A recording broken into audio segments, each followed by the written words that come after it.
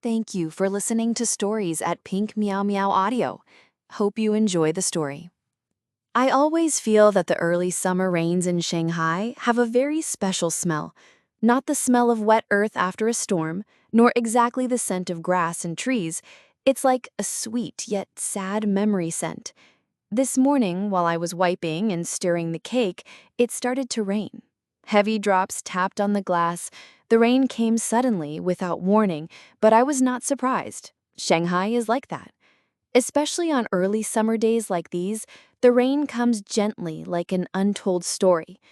My bakery is located in a small alley, not too noisy, not too deserted. Every day I open the door at 6:30 a.m., prepare the dough, wait for the oven to heat up, and let the buttery aroma fill the room. I like the quiet here. It's just enough that I don't feel lost, but enough that I feel like I'm floating in a separate space. No one bothers, no one touches. The wind chime hanging in front of the door tinkled softly. I looked up. A man walked in. White shirt, gray pants, tall, calm demeanor. Long coat hung loosely over his arms, a few drops of rain still lingering on the coat. His face is very handsome, but not in the flashy or elaborate kind, but rather the kind of beauty that makes it hard to take your eyes off him, even for a brief moment. He didn't carry an umbrella, and he wasn't in any hurry. "Good morning," he said. Deep voice, precise pronunciation, as if each word was carefully considered. "Hello," I replied. Hands are still wiping the glass counter. "What would you like?" His eyes stopped at the tray of apple TRT, my best-selling cake. I make it every morning, not following any fixed recipe, just from memory of the times my mom used to make it when I was a kid. "This," he said, pointing to the cake. "And do you sell that yellow umbrella?" I paused a bit. That umbrella is not for sale. It is old. The light yellow color has faded due to sun and wind. The handle is a bit rough. Had to exert effort on a small spot near the edge. But I kept it all these years, hanging it in the shop as a decoration, as a piece of memory suspended in the present. "I'm sorry," I said. "That umbrella is just for show." He didn't react in any particular way, just smiled slightly and nodded, as if he had expected it. "It's okay. It just looks familiar. I think I've seen it somewhere before." I didn't know how to respond, so I just quietly took the cake, wrapped it carefully, and gave it to him. "Do you want to take away or eat here?" I asked. Try to keep my voice normal. "If it's okay, I'll stay for a while," he said, glancing toward the small table by the window. I nodded. "Go ahead." He walked to the table, sat down, opened the box of cookies, took a bite, not in a hurry, not looking at his phone, not looking outside, just sitting there quietly as part of the morning. I glanced at him across the counter. This man carried a feeling like no other.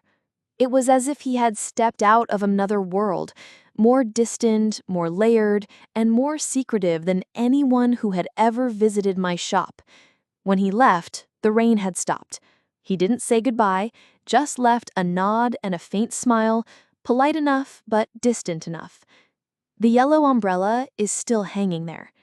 That night, while cleaning, I took it down and used a cloth to wipe off the layer of dust that had been covering it for some time.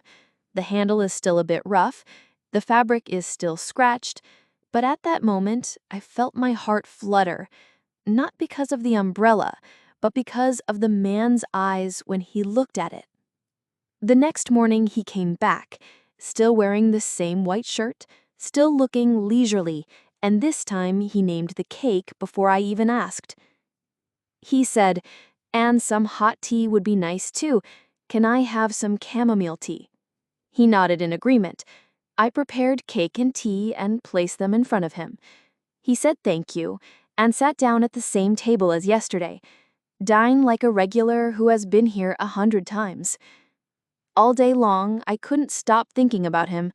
I don't know your name, what you do, where you live, or why you came to a small bakery in this old alley, But I clearly felt that he did not come here just for the cake, and the umbrella must have evoked something in his memory, a memory I'm not sure I still remember. It's just that I see his eyes when he looks at it like the eyes of someone who just met a part of their childhood.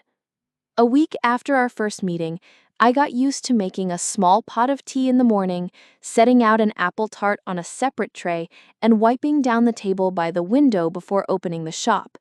I told myself it was just being considerate to regular customers, but deep down, I know I'm waiting for someone. The man in the white shirt and eyes once looked at the yellow umbrella as if looking into a dream. He doesn't come every day, but he always shows up at unexpected times, as if he had a secret clock counting down to the right moment to drop by. That morning, the weather was mild. I had just finished cleaning the glass when the familiar tinkling sound of wind chimes rang out. It was him, but today he was wearing a thin gray sweater. His hair was a bit messy from the wind.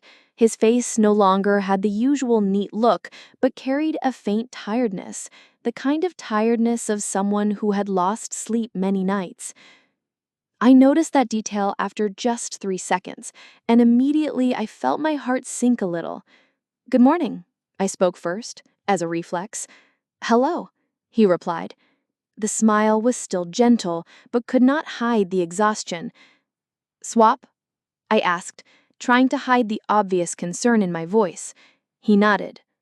"Drank chamomile tea. If I was still there, I would bring out cake and tea and put it on the table by the window as usual." He sat down, scooped a small piece of cake with a spoon, and then stopped. "Do you make this cake every morning?" "Yes, just get used to it," I replied, sitting behind the counter, but her eyes never left him. "Tastes just like when I was a kid. I've had the exact same thing before, but it was a long time ago." I was a bit surprised. I didn't think that someone like him, with an elegant demeanor, a dignified walk, and polite speech, would have such a simple memory associated with apple pie. "I could be a coincidence," I said softly. "Maybe." But he didn't look at me. His eyes stopped at the corner of the window where the sunlight was still filtering through the streaks of rain. That afternoon, I closed the shop early to go to the market to buy more ingredients. On the way back, I saw a black car parked right in front of the old house at the beginning of the alley. The house has been vacant for nearly half a month. I thought for a moment there might be a new tenant, but when I looked closer, I saw him, the man who liked apple tart, carrying a box of things from the trunk of the car into the house. I froze for 2 seconds. At the beginning of the alley. He lives right at the beginning of the alley. I don't know how to react. Pretend to pass by as if you don't see them, or wave hello like you know someone. In the end, I chose the most cowardly option, bowing my head and walking past as if I was a black cat rushing back to its nest. "Lum Cheng." I froze. His voice from behind was not loud, but enough for my heart to skip a beat. I turned back.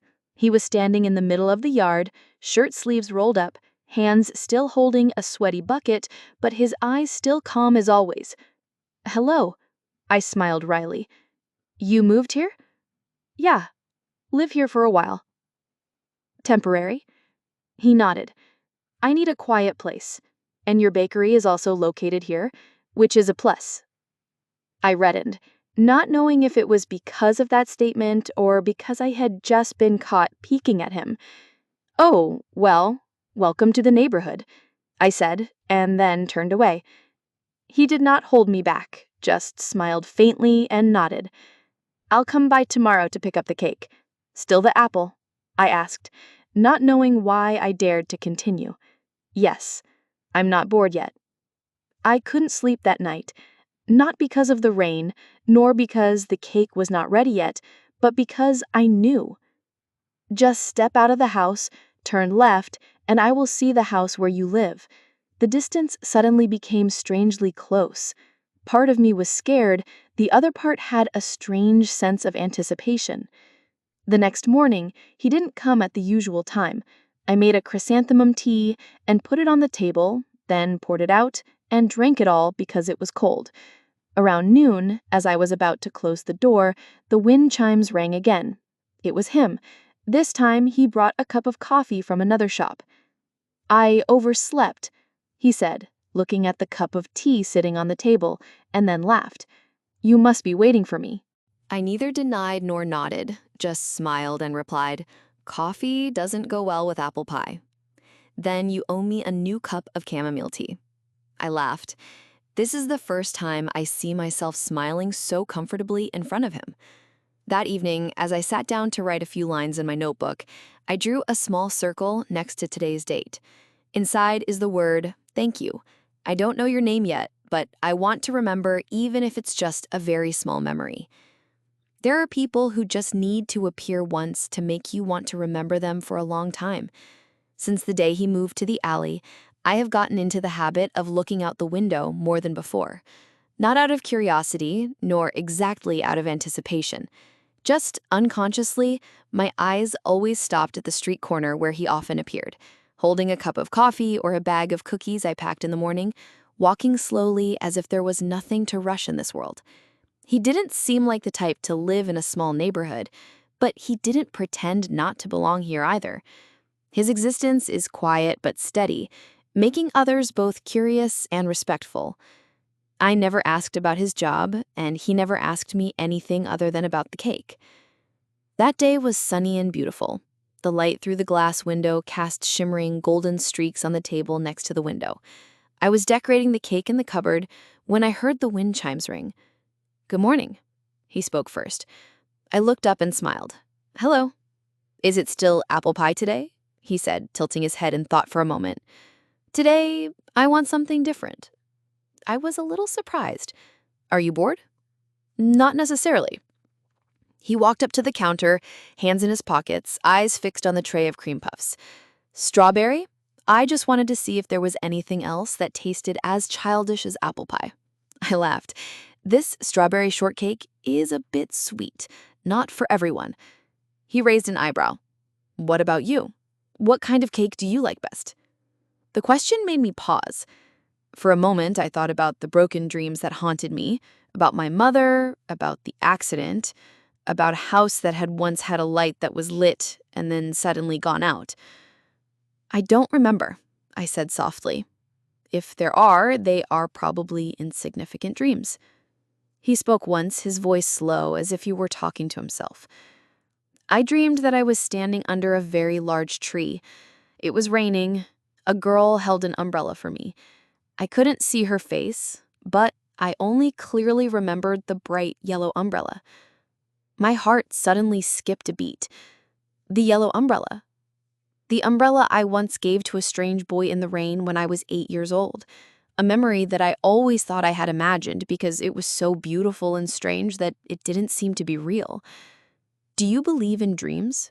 he asked. His eyes seemed to still be stuck in some past. "I think dreams are things I've forgotten. My brain will pick them up and return them when I'm at my weakest." He was silent, and I held my teacup tighter. I didn't dare ask if his dream was a real memory. I wasn't sure if my dream about the boy holding the umbrella, standing silently in the rain, and then turning back to look at me, as if he was remembering it for the rest of his life, had ever happened. We just sat across from each other, each on a balcony, a small yard, and two shadows cast on two windows. We didn't say anything more, but I felt a visceral, invisible connection as if I were in tune with a stranger in an unknown language.